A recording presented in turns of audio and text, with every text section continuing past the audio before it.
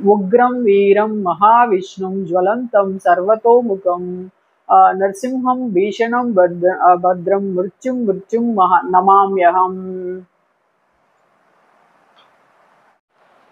ఈరోజు మనం తెలుసుకోబోయే పుణ్యక్షేత్రం సింగరట్ల లక్ష్మీ నరసింహ క్షేత్రం. ఇది ప్రస్తుతం పల్నాడు జిల్లాలో ఉంది. దీనికి సంబంధించి స్థల పురాణం నేను రాయడం జరిగింది.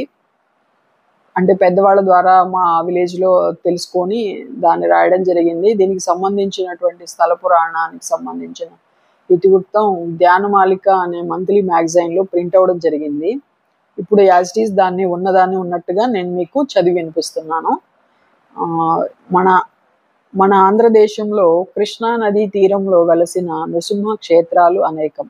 కానీ ఒక ప్రాంతానికి మాత్రమే పరిమితమయ్యి కొన్ని గ్రామాలకు మాత్రమే సుపరిచితం అయిన పుణ్యక్షేత్రం శ్రీ సింగరట్ల లక్ష్మీ నరసింహ క్షేత్రం. పలనాటి సీమలో వెలసిన ఈ నృసింహుని ద్వారానే ఇక్కడి ప్రజలకు పౌరుషం, పట్టుదల లభించాయి అనేది ఇక్కడ ప్రజల విశ్వాసం. మాచవరం మండలం పిల్లుట్ల గ్రామ శివారులోని కొత్త గణేశునిపాడు గ్రామంకు సుమారు 2 కిలోమీటర్ల దూరంలో ఉన్న ఈ క్షేత్రం ఇక్కడ ప్రజలకు నిత్య దర్శనం, పాపహరణం.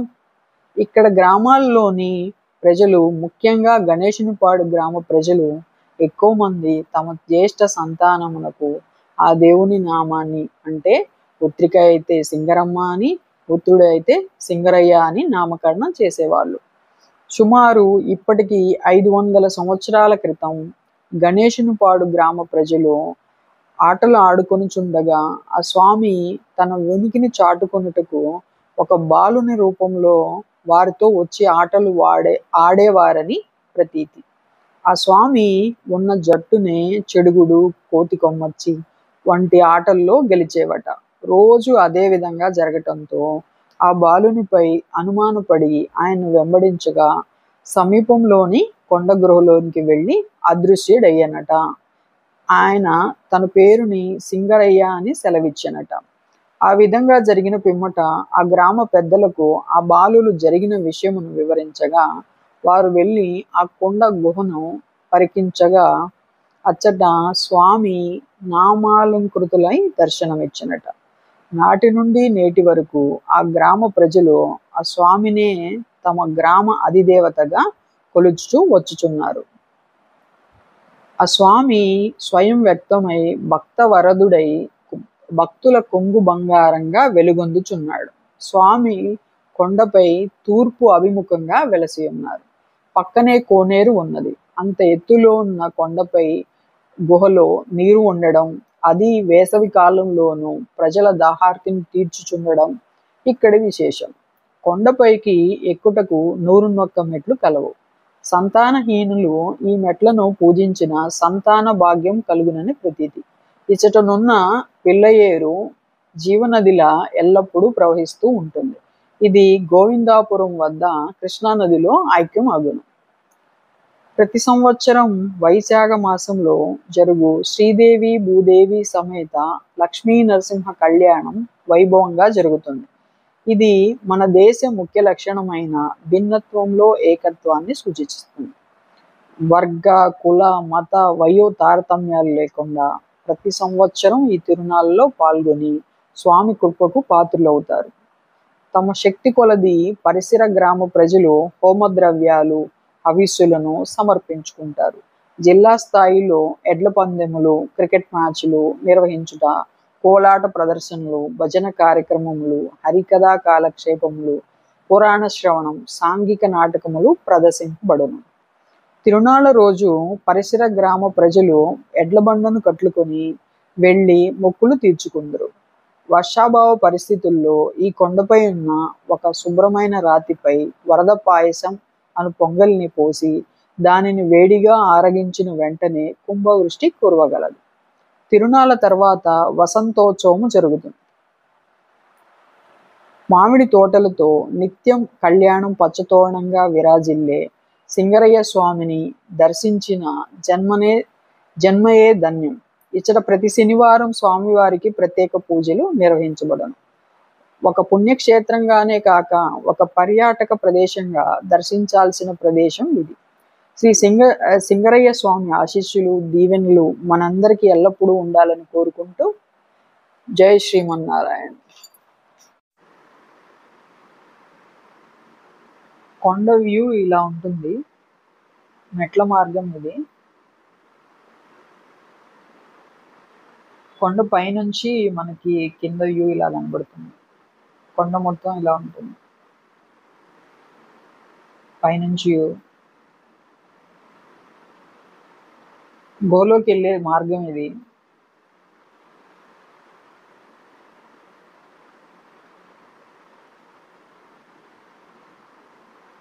పైన చిన్న రూమ్ ఒకటి ఉంటుంది. ఇది స్వామి ఉండే రజిత కవచ దర్శనం. ఇది వచ్చేసి మనకి నిజరూప దర్శనం. పక్కనే కోనేరు కూడా ఉంటుంది. ఆ తర్వాత కళ్యాణం దృశ్యాలు ఇవన్నీ. కింద కళ్యాణం జరుగుతుంది అన్నమాట ప్రతి సంవత్సరం వైశాఖ మాసంలో. వచ్చిన భక్తులందరూ, పరిసర గ్రామ ప్రజలు ఎడ్ల పందాలు ఇవి ప్రభలు కట్టుకొని ఎడ్ల బండి మీద వెళ్తారనమాట. ప్రభలు కట్టే దృశ్యాలు ఇవన్నీ. ప్రభ ఫోటో.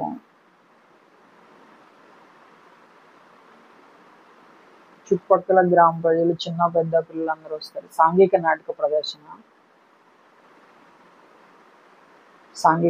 ప్రదర్శన.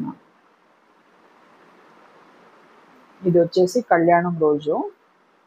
కళ్యాణంలో పెట్ల మీద కూర్చునే జంటలు అన్నమాట వీళ్ళంతా.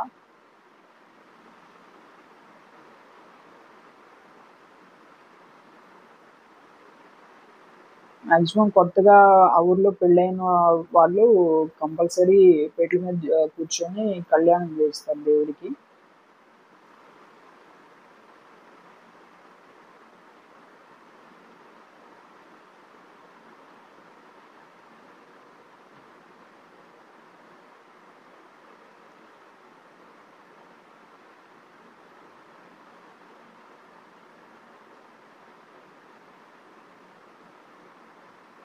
ఎంత దయానిధివో నృసింహ, ఎంత కృపానిధివో, ఎంత దయానిధివో నృసింహ, ఎంత కృపానిధివో. అసుర వల్లభుని గీల్చినావుగా, ఇలా దేవి రక్షించినావుగా, ఎంత దయానిధివో నృసింహ, ఎంత కృపానిధివో, ఎంత దయానిధివో నృసింహ, ఎంత కృపానిధివో. ఆ సంవత్సరం మేము కూడా పీటల మీద కూర్చున్నాము. కళ్యాణం రోజు ఉన్న దృశ్యాలు కూడా ఉన్నాయి మీకు.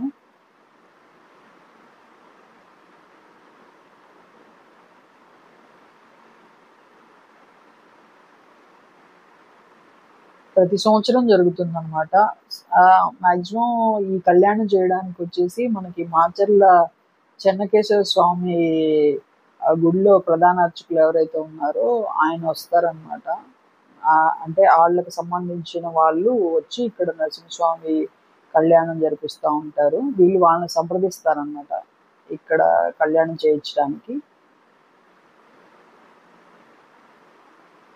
రాతి మండపం కట్టించారు. ఇది వచ్చేసి కళ్యాణం కోసం అని చెప్పేసి కొండ కింద.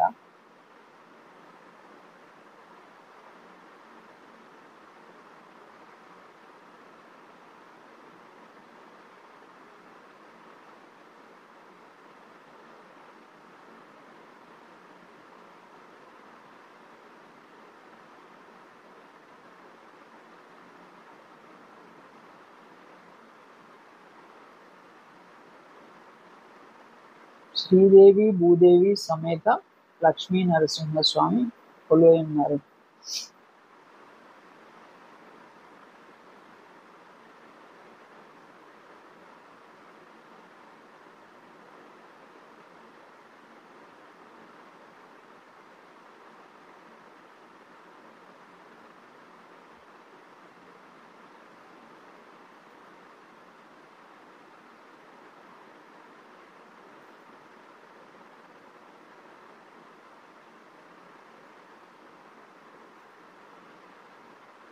తలంబ్రాల దృశ్యం.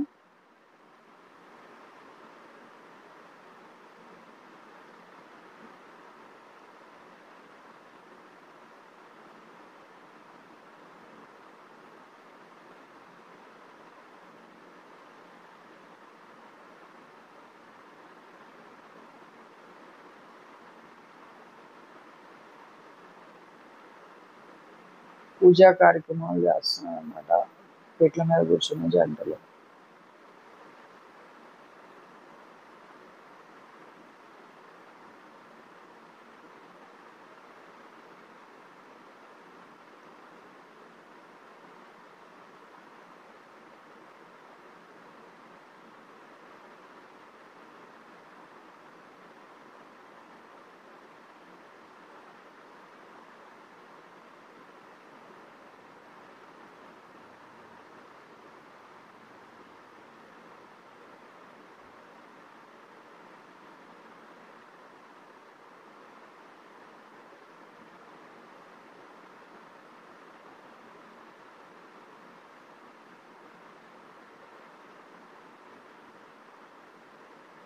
ప్రభలు ట్రాక్టర్ల మీద కట్టుకొని తీసుకొస్తారు, కొంతమంది వచ్చేసి ఎడ్ల బండి మీద తీసుకొస్తారు, ఎలా వీలుంటే అలా. అన్నదానం కూడా జరుగుతుంది ఆ రోజున. సుమారు ఒక 7-8 ఊర్ల నుంచి జనాలు వస్తారనమాట. చాలా ఓపెన్ ప్లేస్ చాలా ఎక్కువ ఉంటుంది అక్కడ అంతా. కొంతమంది పొంగలి అలా చేస్తూ ఉంటారు, చేసేసి అక్కడే చేసి నివేదన చేస్తారు దేవుడికి. అలాగే వాళ్ళ ఇంట్లో ఫస్ట్ గేదె ఏంటంటే కంపల్సరీ వచ్చేసి నెయ్యి చేసేసి, ఆ నెయ్యి వచ్చేసి మనకి దేవుడి దగ్గర తీసుకొచ్చి అక్కడ హోమంలో సమర్పిస్తారనమాట. అన్నదానం జరుగుతుంది ఆ రోజు. చుట్టుపక్కల గ్రామాల్లో 7-8 ఊళ్ళల్లో వాళ్ళందరూ వచ్చేసి, అందరూ ఇక్కడ పనులు అన్నీ మానుకొని ఇక్కడ వచ్చేసి మొత్తం అన్నదాన కార్యక్రమాలు, వాటికి సంబంధించి సేవా కార్యక్రమాలు అన్నిటిలో కూడా పార్టిసిపేట్ చేస్తారు.